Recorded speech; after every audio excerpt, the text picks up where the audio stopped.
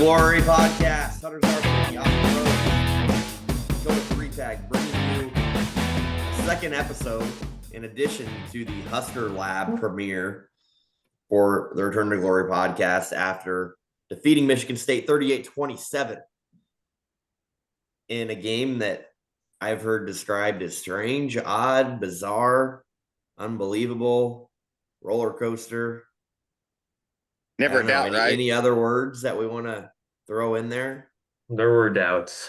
I said my description of the first half was the frostiest game. At that point, I mean, we won, so you can't say that, but it was one of those games where it's just like it's going well, but also terrible at the same time, and I feel like we're gonna lose it. That's back-to-back games where this one you won, last one you lost. Where I've came out of the game just like a weird feeling. I don't know how to feel about it. It was same with the Michigan game too. I don't know. I mean, there's really good stuff in the Michigan State game and horrible stuff. So I don't know how you feel about it.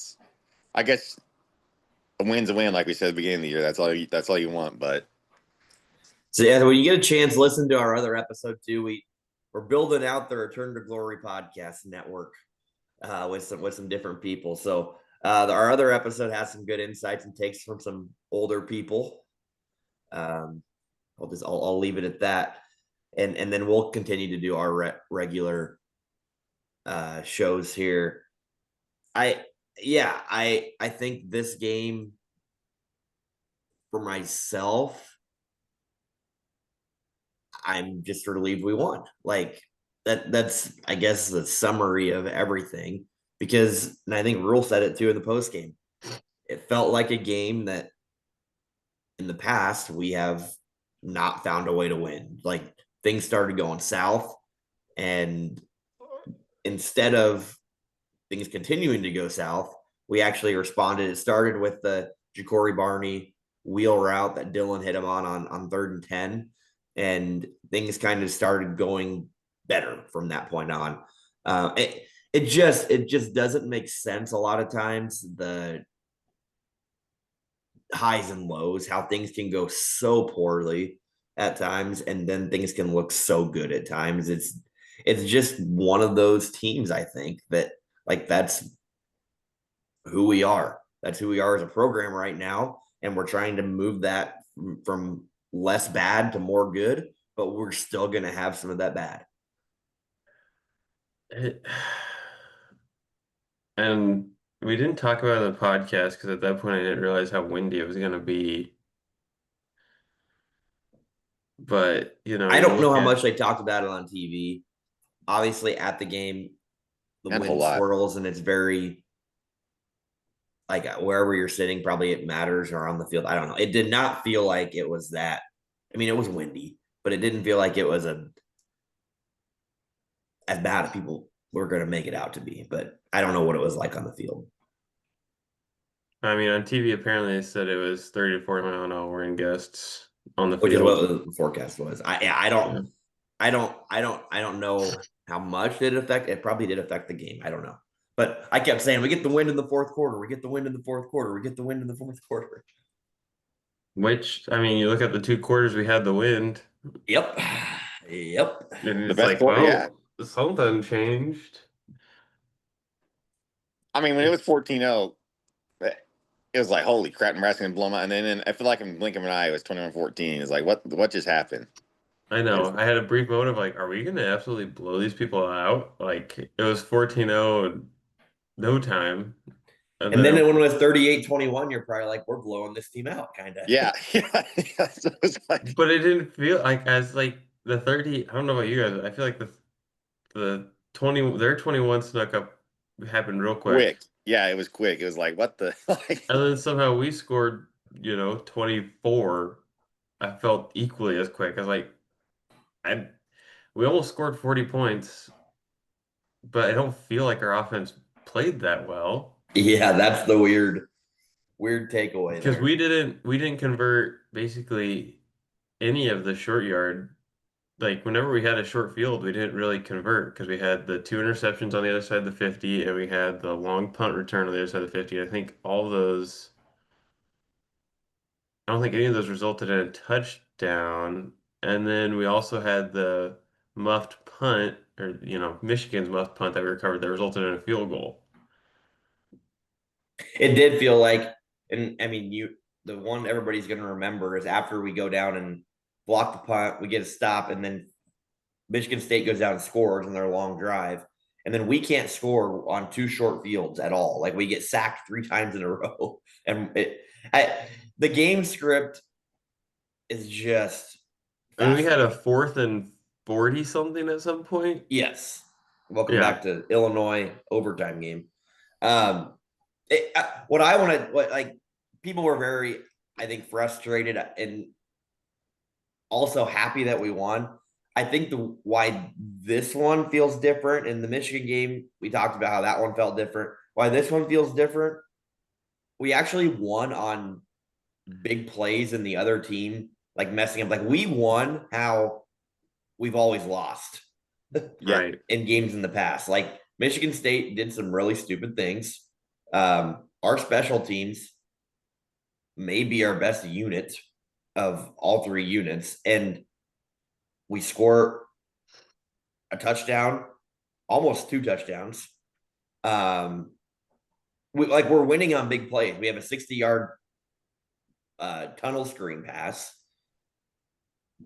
That has not been any part of the way we've won when we have won or lost the past however many years. So that's why it's so weird. And we feel like, man, but the bottom line is that's how teams, I mean, we've lost so many games that way. We finally won a game that way. We just haven't really seen the other side of it ever. Yeah, it was weird. And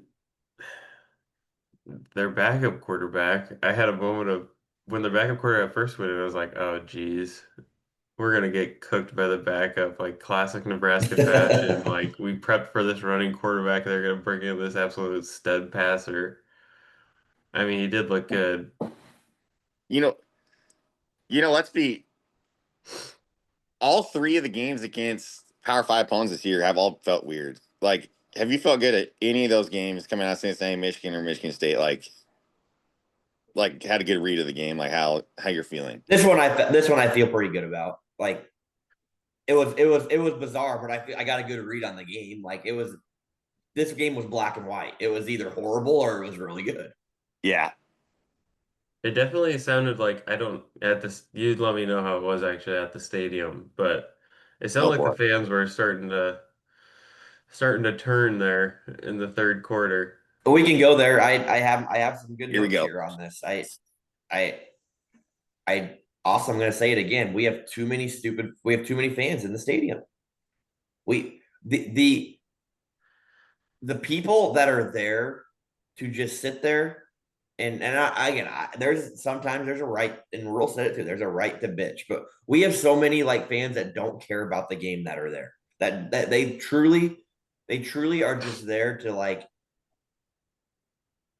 I'm gonna say it, not cheer. Like it, people around us. I don't know. I even made a couple of outwardly spoken comments about it too.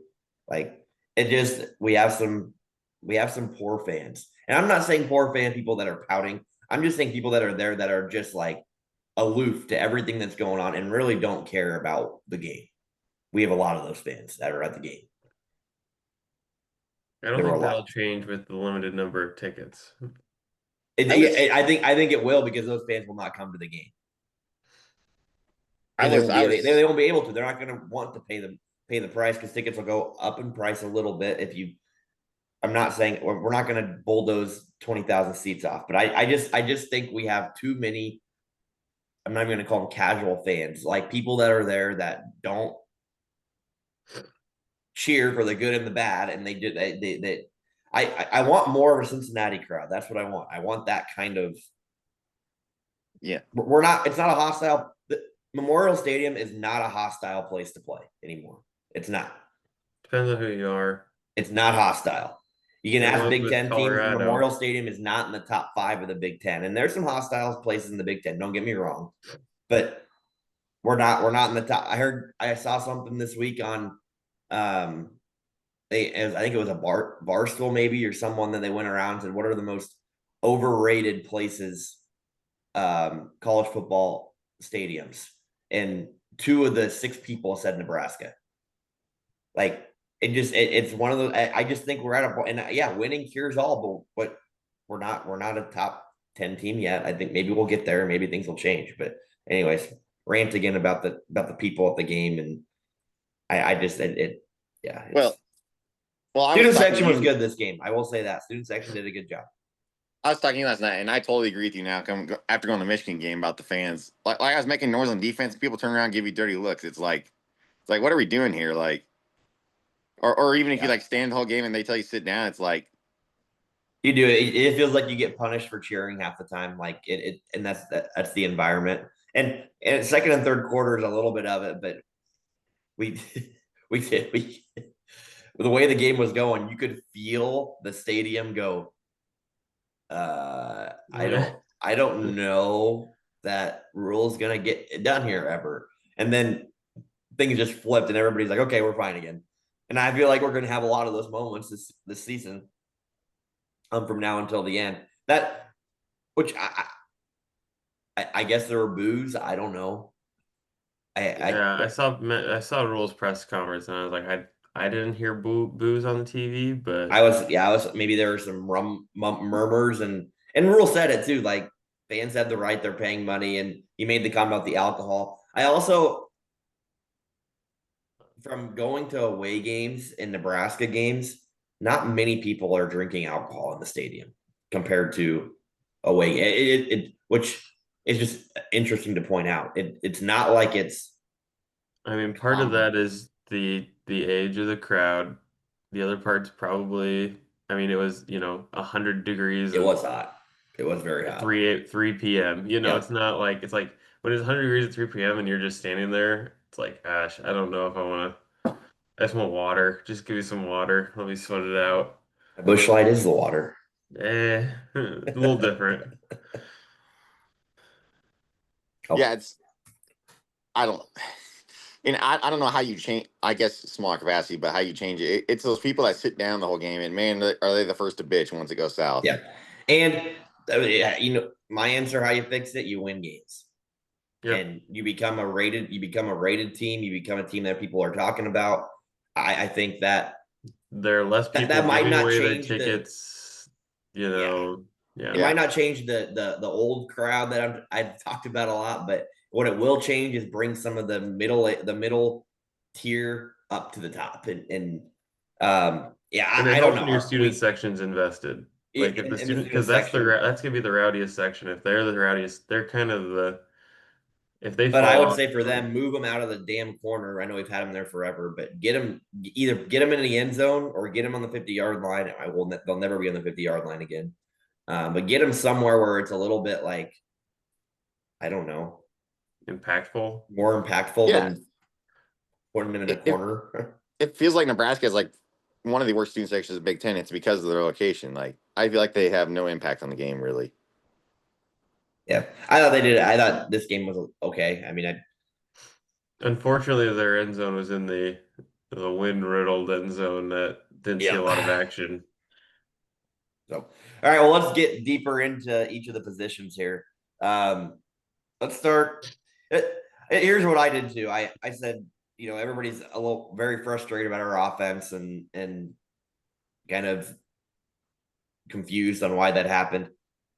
Yeah, we won the game by 10. We were supposed to win the game by 10.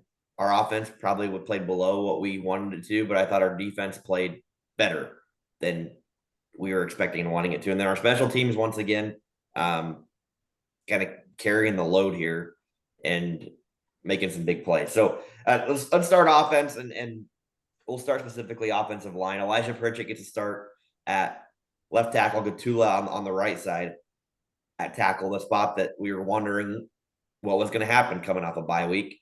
The offensive line, I thought, once again, struggled pretty bad. Austin pulled up the PFF grades for us. And however they do it, I don't know. I still don't know what these numbers truly mean. I Their don't way of either. just, I guess, ranking them against each other, but then they somehow can rank different positions against each other. So I don't know how they do that even. I like to look at them like, okay, well, here's our 7 offensive linemen that played, who rated the best. But this ranked the entire offense, and 6 of our top 8 were offensive linemen, or 5 of our top 8, 5 of our top 6. Um, I don't know. Emmett and five Isaiah. of the top 6 were 5 of the top 7 were offensive linemen. Excuse me. So I don't know how you put like positions against positions, but it has our offensive line. To me, that didn't feel that way by any No. means. Um, Like I said, come on the podcast. All these numbers are a crock of shit. I feel like. I wouldn't say Honestly, they're a crock of shit, but I think you got to know what you're looking at. And I don't think I really know what I'm looking at when you look at that. You did it. It's not the gut check doesn't feel right. But that being said, I do think our offensive line had moments of good. And Austin has mentioned this in previous, the first drive, once again, looks great. it was, I don't know if we're just so, I mean, obviously a lot of those plays are scripted, but we look fresh. Like we put together a damn first good drive again, and running the ball too looked pretty good. We had a couple of designed Dylan QB runs in there, which was new, a fresh little twist there. Like it's not all bad, but I don't quite understand because I don't feel like we lost a lot from last year's O line that it should be falling off this much, but it feels like it kind of is. So the offensive line is like, I don't know how to feel about it yet. They, I thought, like I said, there was a stretch where it seemed like they played horrible. I mean, they were just in the backfield the whole game. And then, the moment we start getting some momentum, Justin Evans has that really dumb, I don't know if you saw it while you were there, where Uh, he was standing arguing with the defensive player. The referee was between them and he hit the defensive player twice in the head nice. with the referee between them. We got that 15-yard penalty after like finally having some offensive movement and Mm-hmm. they killed the drive. It was bonehead. I was like, what are we doing? So that kind of stuff we haven't done. I know. And that's the kind of stuff we've really nitpicked for reasons why we lose games and cost us drives. This game we won, okay, and the coaching staff's in the same boat. But like that kind of stuff, it can't happen. Like it cannot happen, especially when we have momentum and drives. Like it hurts. It was Yeah, there were times where it's like, oh wow, we've got a lot of time to throw the ball, and then it just felt like they were either in the backfield or getting pressure up, like pushing the line back most of the game. And But that's maybe that's just what I'm remembering because I had such a miserable time for, half of the game, if not more. I mean, the offense wasn't even out on like the offense wasn't out on the field for 30 minutes after their first drive.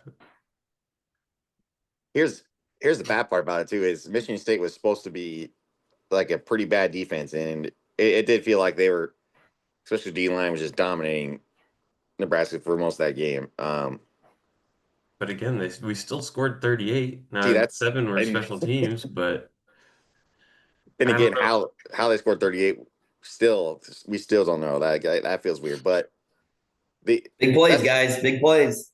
yeah, I know, that's but we all it couldn't have was. big plays when we were close. Like all of our big plays happened on our side of the field, not on like I said, the short fields. When we were giving short fields, our offensive line fell apart. It's like, oh geez, we're gonna get sacked here 4 times every time we're on the other side of the 50. Yeah, we're almost yelling like it used to be when they go back to pass, you yell, no, no, no, it's because of the quarterback play. Now it's because of the O line. It's like, oh god, here we go. It feels like Raiola has someone in his face, especially this game. 8 out of 10 times he goes back to pass. I would say too. we're talking about the offensive line. I don't think that's a general agreement there. Like some people think it's all Raiola's fault still. Like That's true. that definitely the casual fan that doesn't really understand what's happening in football, like they still think Dylan's not very good, and Dylan's good. Now Yeah. he made some mistakes still, Let's but talk Dylan. here's what I think people, and probably myself included at times. I don't know why, and maybe at Nebraska it probably is because it's still your expectations are a lot higher. I think there's a lot of expectations of people in the team and everything just to be perfect. Like things have to be perfect or we get all pissy and upset, and we can't accept a few mistakes. Now I get it; those mistakes sometimes cost us games, and when your margin for error the past several years is so small, it makes those mistakes a lot more noticeable. We still make those mistakes, but now we kind of are winning, so they're getting overshadowed maybe a little bit. But for example, we're going to talk about Dylan here.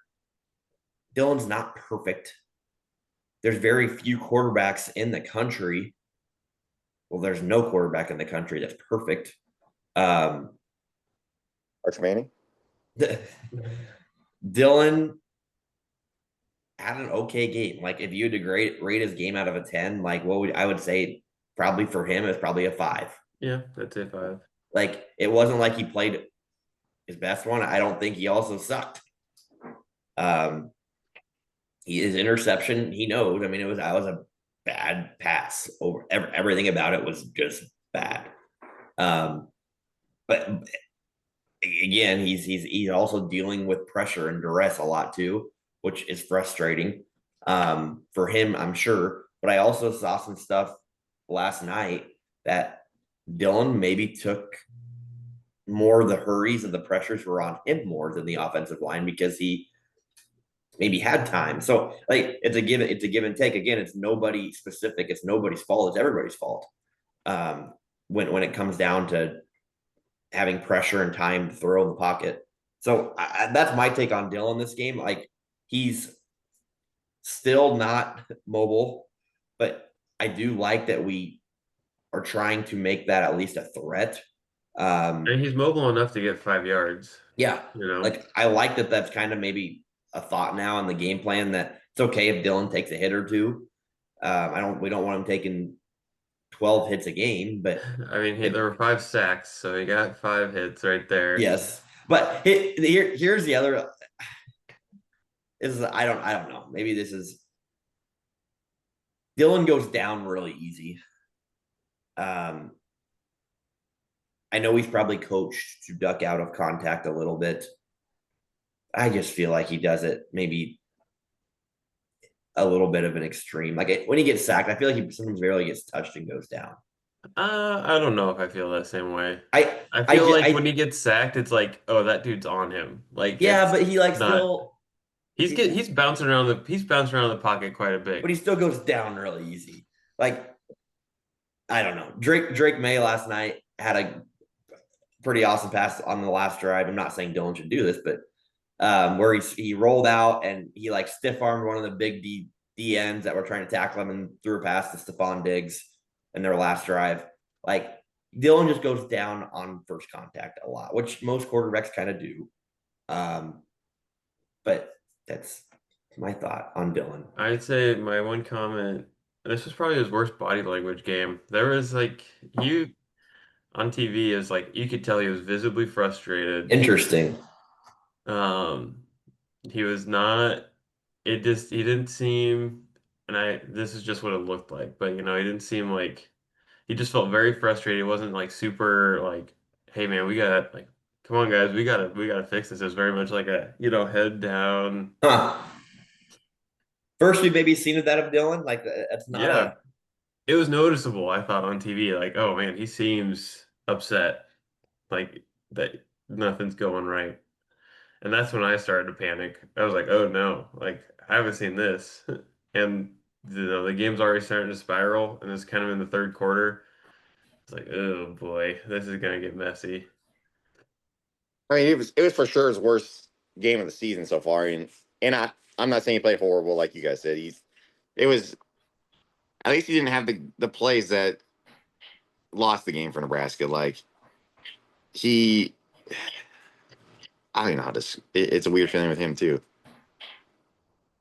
I felt like he wasn't even close to the person or the position that you complain about the most coming out of that game.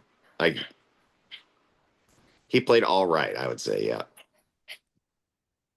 Well said, Dak. Yep. Well said.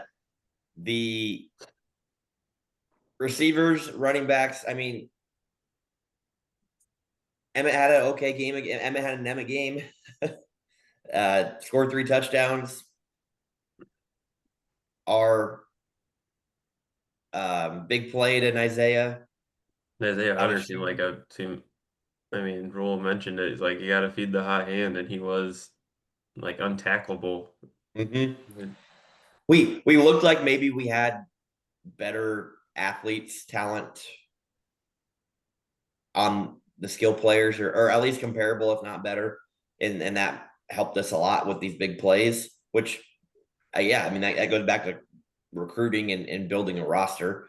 And we probably don't have that against Michigan, but against Michigan State and some of these teams coming up, we probably will have some better athletes and skill players. So that hopefully will help us win games. And that's, again, a program building thing that I think is a good sign that we're seeing. And it's also favored to our schedule a little bit too. And we have to go out and show that we are better than a Michigan State team at home. And we did that. So these skill players, I think, are they're not Heisman Trophy type guys. Guys, maybe a couple of them will play in the NFL, but there's some talent there, which is good. That helps when your offensive line maybe isn't stellar. Again, I look at we had what? How many touchdowns? Four offensive touchdowns? No, we had to have more than that, right? 4, we had the Oh yeah. three Emmets and the one Isaiah. It's just there's just this. It was a sneaky 4 touchdowns. You look at everyone's stats, and you're like, none of these really seem to add up to a really decent offense. The 38 points, I just don't know where it came from. It just is so much short field, and there's a reason why, but I'm not going to say that yet. It's a lot of short field, and it obviously scoring on special teams helps. Mhm. So I do think it's just a new way of winning, and I think we need to appreciate that we had big plays and we capitalize on other teams. We didn't capitalize all the time, making mistakes. Like Aiden Childs' 2 interceptions that he threw that we made plays on, but they were also kind of gifts a little bit too. Yeah. We didn't really do anything with. And that's the part that you do something with those couple of possessions. This game is 45-10. Yeah. I mean, we had 16 receptions and 12 of those went to the three went to 3 players. He went to Isaiah, Ja'Cory, and Emmett, who had 19 of our however many 20, 30, 33, 43 offensive possessions. It still was a very Emmett Johnson heavy game. But listen, Isaiah stood out as kind of the one player that, had some juice when we needed something. Dak, what was our surprise that Dana and Rule kept saying there's a twist or something coming to this? What was that this game? I I still I still don't know. Rayola. I don't know what they were talking about with that. My thought was Raiola running the ball. That was what Yeah, they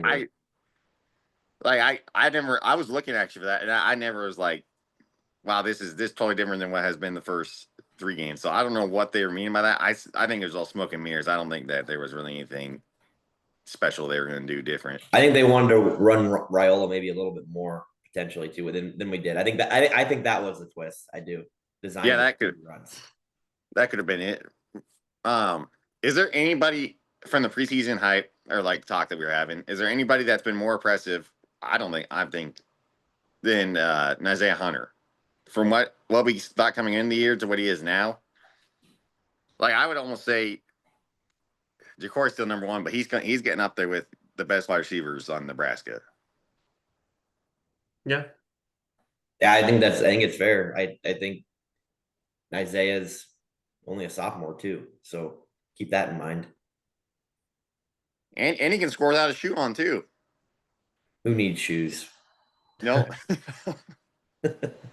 I didn't know he was this quick either coming into the year. Like I thought he's gonna be more of a possession wide receiver, but he's quicker than shit coming out of those screen passes.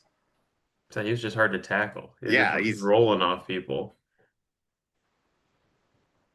Yeah, it's a good thing to have, and I think as we continue to evolve this offense and what it's going to look like, Isaiah's going to be more involved. And I'm not saying Dane Key is not a threat by any means, but ball's not going to him as much. But I think that's okay. Like I think he's still a threat out there, which allows sometimes these other guys to, draw more single coverage or less help from linebackers or safeties and zones. So I think it's a good problem to have. I think this offense is still okay. I'm not panicking and hitting the panic button on the rest of the year because I do trust Dana, and I think that Dana understands and is trying stuff. And okay, that didn't work. This is working. I think he has a good vision on how to tweak things. And that there's this trust there, I think, a little bit in the offensive coordinator when it comes to improving this offense more than we've had in the past, where things aren't going well and you go, well, this isn't going to get any better because this coach doesn't understand how to change it. I think Dana does and will. It's not gonna be a drastic overhaul, but I'm just saying tweaking and adjusting to have make it look a little bit better for the next game. Let's flip over here to the defense, and I guess first off, Aiden Childs. Why didn't I nail that on the head? What was is that a product of him, or is that not being as good as we thought, or is that a product of our defense just playing really, really well?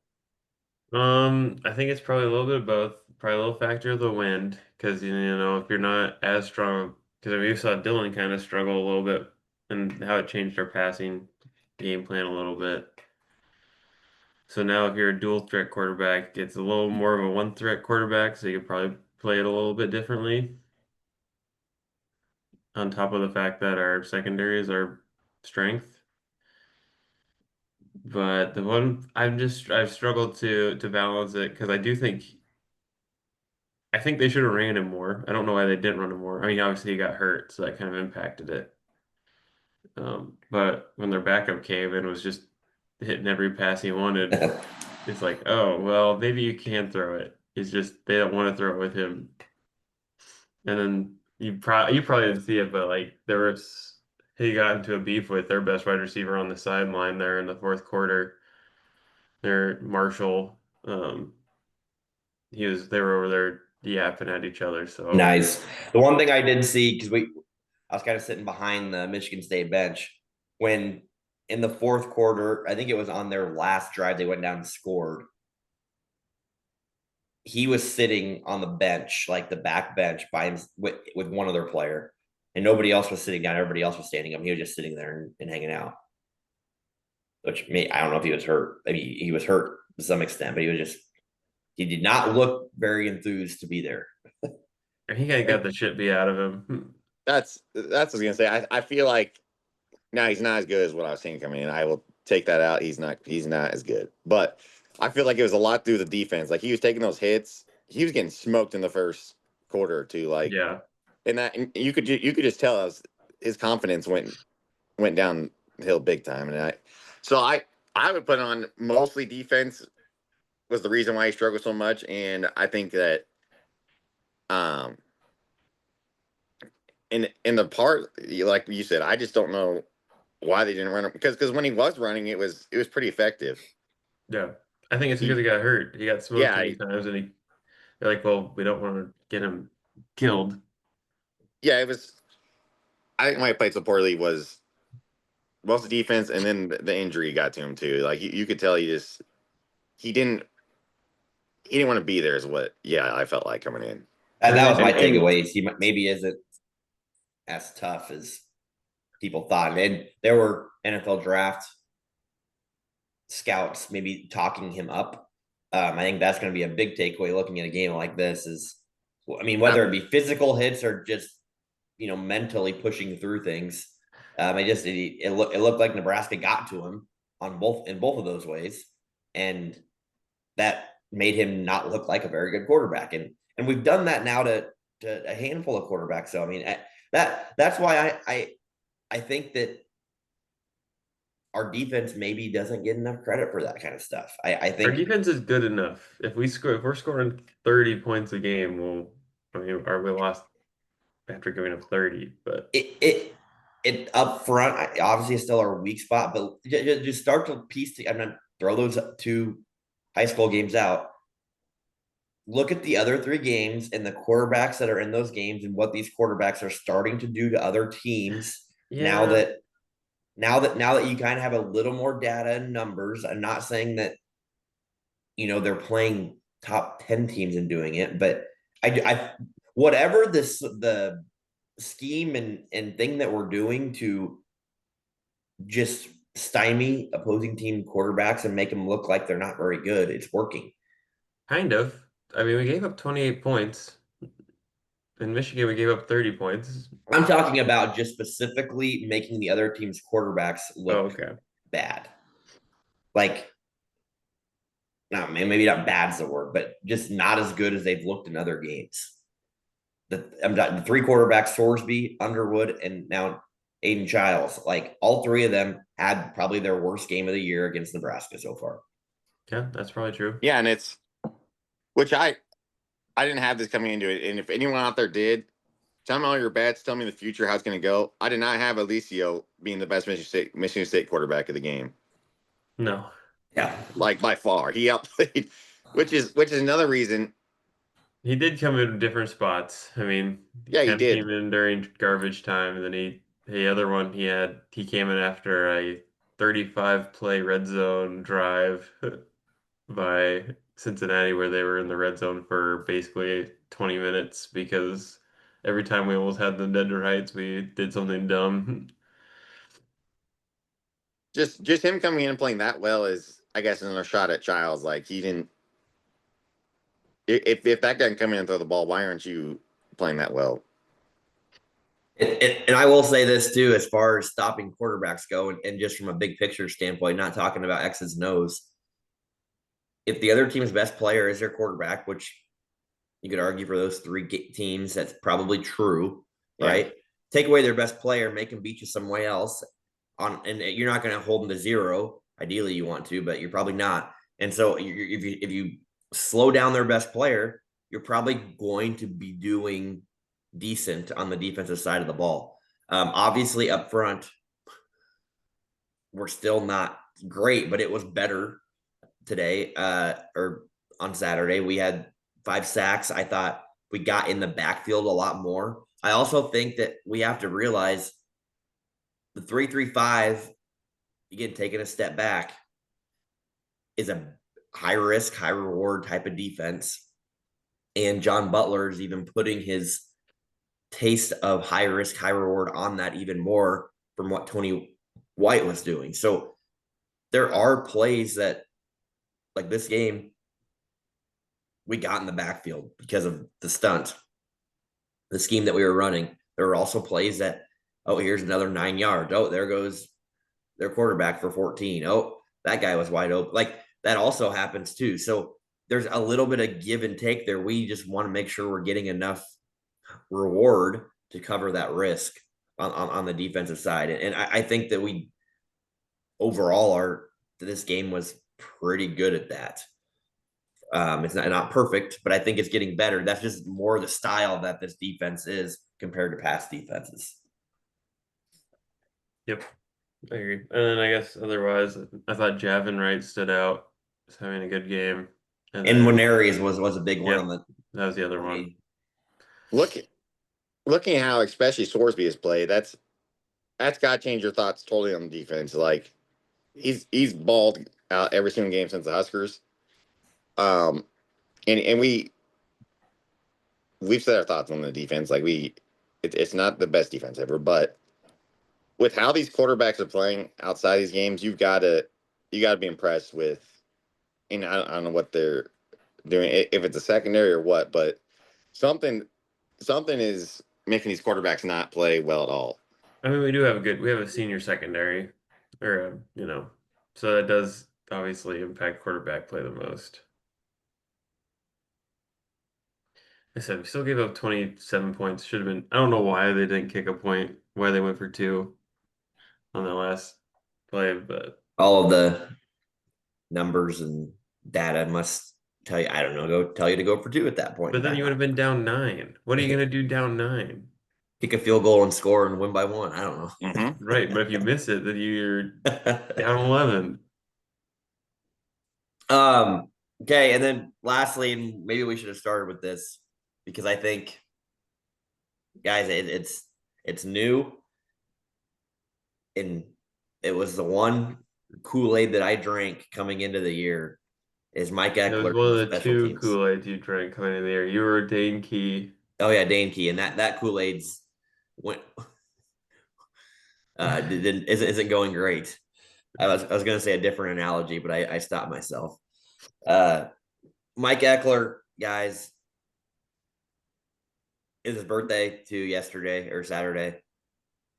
So far, very good. And picking the right specialists, I think, is a big part of it.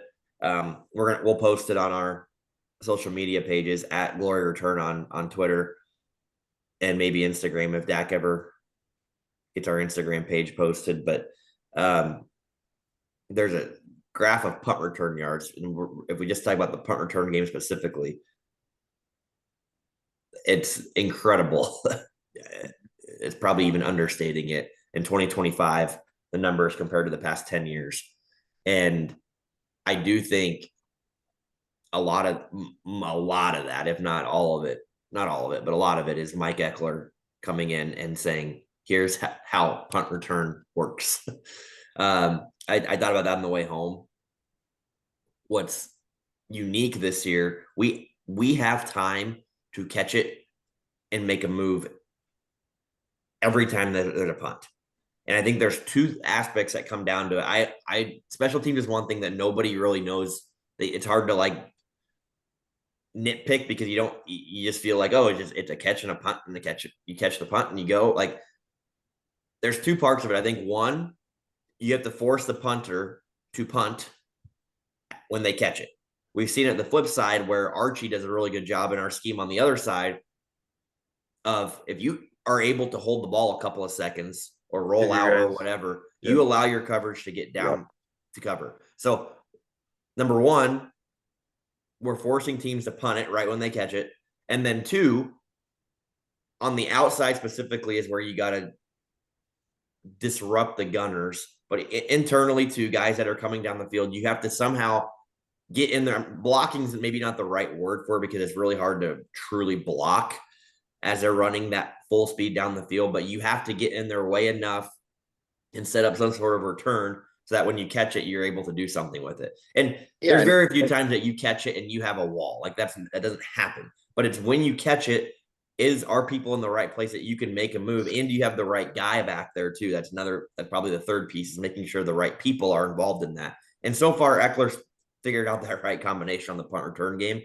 And guys, it's you talk about the short field offs and the stats. Like we're getting 15, 20 yards on punt return.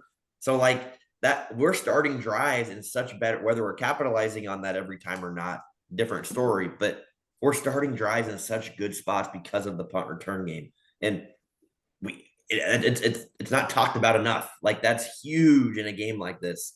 If you're able to get 20 yards here, 15 yards there, because your special teams is better than the other teams. So it's a big part of the game. Maybe people say it's a third of the game, probably not quite a third, but it's huge in games like this. And whoever Well, makes the least mistakes on special teams is going to be a lot better for you.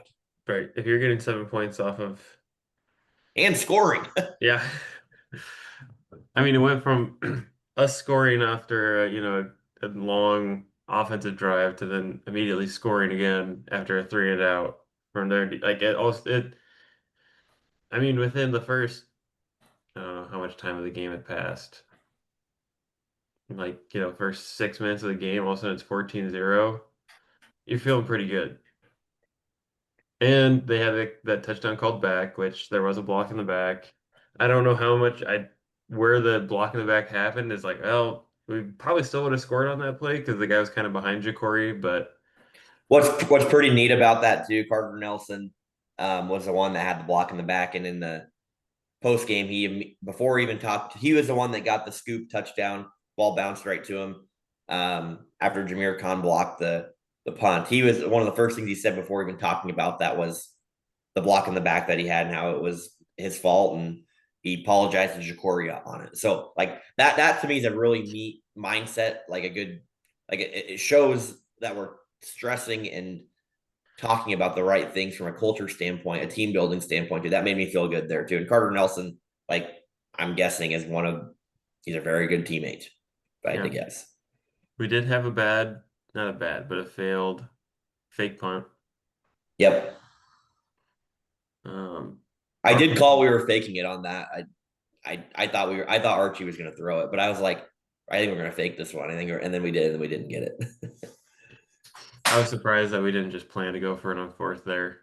Honestly, I understand the fake punt, but where we were at on the field, our third down call, I don't remember exactly what it was, but I was like, we probably should have just ran it to see if we could get a couple yards and just planned to go for it on fourth. But um, yeah, it was a great special teams day.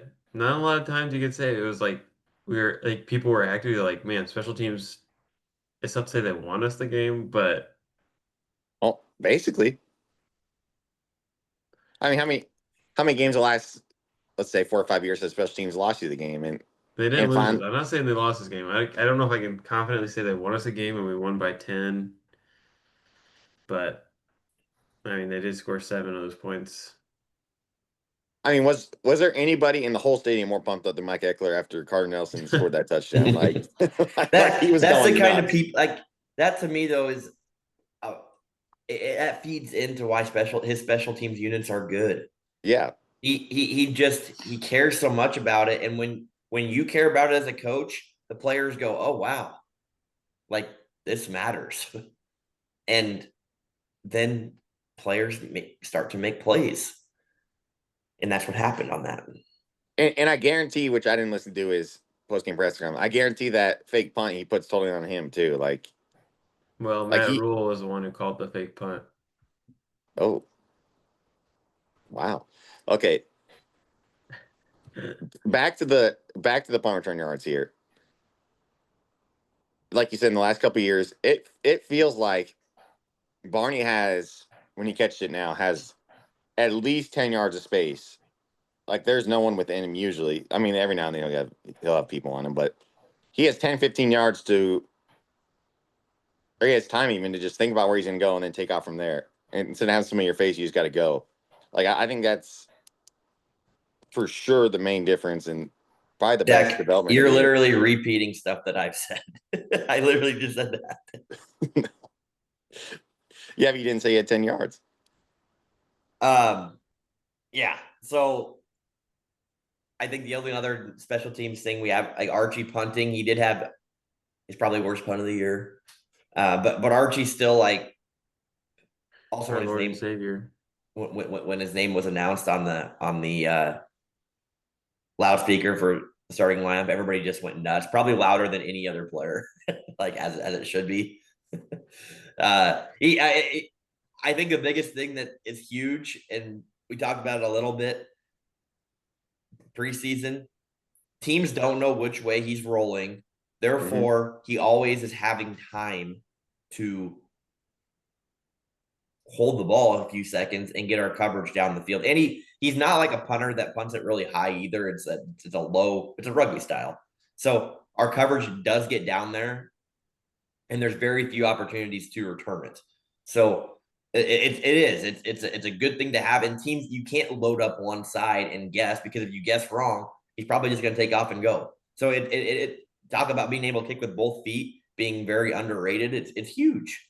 It's huge, and I wonder what percentage of college football fans think they know that Nebraska's got a punter that punts with both feet. How often does he punt from? I'm curious. Do we know the stats on I left don't right? know the split, but Okay. think about how unique that is. Like, it's like having a pitcher pitch with both arms. Like, you hear about it, and you're like, oh, like Creighton had one. Man, it's probably been 10 years ago now. That I was like, oh, that's pretty cool. You can pitch with both arms. Like, that just, it doesn't happen. But no one probably knows about it until you play us and you go, crap, like this is kind of tough to prepare for. Like, how do you do this? And It's a good thing to have. it's huge because against Michigan too, it makes Brian Turner choose which side. Like he has to guess too where it's going to go. Against Michigan, he guessed wrong, and there was nobody back there to return the ball. Like, so that's a big difference right there. It's coming into a game.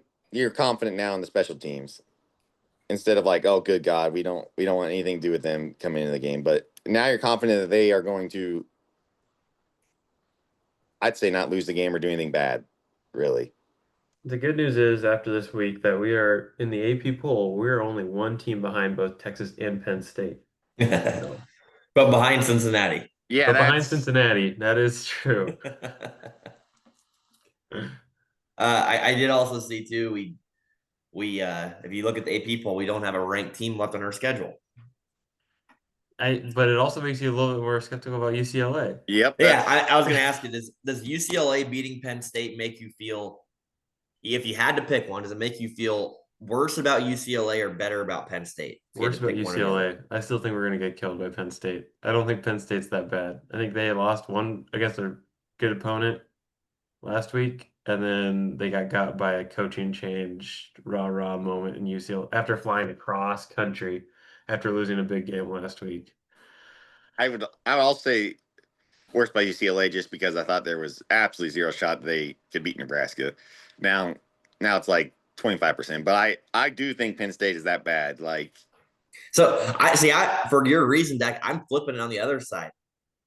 I thought there was absolutely 0% chance we were beating Penn State, and now yeah, I think there's like a 25% chance we could beat Penn State, and I still think we're going to beat UCLA. Now, did that maybe go down a little bit? Yeah, but I still think we're going to beat them. And I think now we can beat Penn State. I mean, I don't think we're going to be favored in Happy Valley, but I don't I know, feel guys. better. I feel better about potentially winning that game now than where we, at least being in the game, and then who knows, we get another block punt, and you never know. I mean So there was talks of UCLA being one of the worst Division One football teams in the country. Like, there were New coach, it, though. All it takes is a coaching change. if and, if and if you listen to the other podcast on the Husker Lab, Larry goes into pretty good detail about Neuheisel and UCLA. So it is a good if you don't know what happened in that game and haven't seen the stuff, it is pretty neat. But yeah, it's. I also think, speaking of new coaches, I think James Franklin might have sealed he's out the door. I think at Penn State. I don't think he's done yet, but he's on his way there. Yeah, his seat is very hot right now. We'll just say that. I think he's about one more loss from the year from. I think he's gone. If we go 10-2 and James Franklin gets fired, I'm just saying it right. I had a thought after watching a video yesterday of Mike Ekeler, maybe it was even Saturday night, of Mike Ekeler celebrating or whatever. I thought, whoa, Penn State lost. I was like, our next head coach is going to be Mike Ekeler. It's going to be Mike Ekeler. That's my bold, like, under the radar prediction, because we're gonna have a decent year. Rule's gonna go back to Penn State, And Yeah. I was like, you know what? Mike Ekeler would be a very good fit. And people are going to be so happy and high on him. He's a Nebraska guy. He's always said, I'd never want to be a head coach. I want to specialize in special teams. But I don't think Rule's. If you're Penn State, you're not hiring Matt Rule. It's like, well, we can't win the big games. Let's hire the guy who hasn't won against the top good five, point. 25 opponent. And so I'm not worried about him going to Penn State. Speaking of Penn State, before we wrap up, women's volleyball absolutely freaking rolled Penn State. Penn State looked bad. Penn State looked bad, and they might be bad this year. That could just be a product, but I mean, But we everyone look thought good. it was gonna be a game, but we killed them. We look like we just, and I've watched a couple of volleyball games this year, probably more than I usually have to this point in the year. We look like we just play so carefree and fun. Like Mhm. Well, that's more what so happens than when you know you're better than everyone. I yeah. mean, And you can't let yourself get too comfortable when you are, but at the same time, by playing relaxed, especially in a sport like volleyball, I do think that is very beneficial. So we it haven't doesn't. lost a set in Big Ten play yet, so And Penn State looked really bad.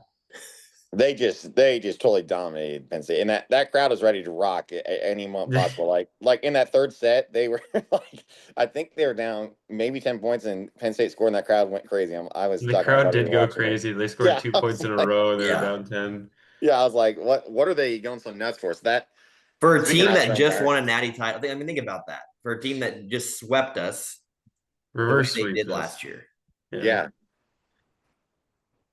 Yeah, not even swept. They reverse sweeped us. So that's Reverse probably why swept, they still yes. believed. They're like, oh man, we did this to them last year. Good point. first volleyball game I watch this year. Nebraska's pretty good. I'll just walk away with that. All right. Well, what's great, we don't have a bye week here for a while. And I do think just looking at our football schedule, like we're going to play a lot of teams that we're going to be favored against. The line open for Maryland this week, 6.5. And we're favored as we go out there. I'll be at the game. Dak's going to OU Texas down at the Texas State Fair.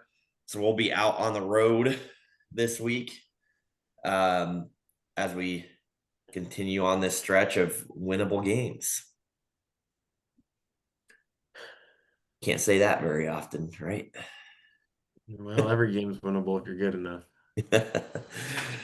All righty. Go Big Red. GBR. Go Big Red.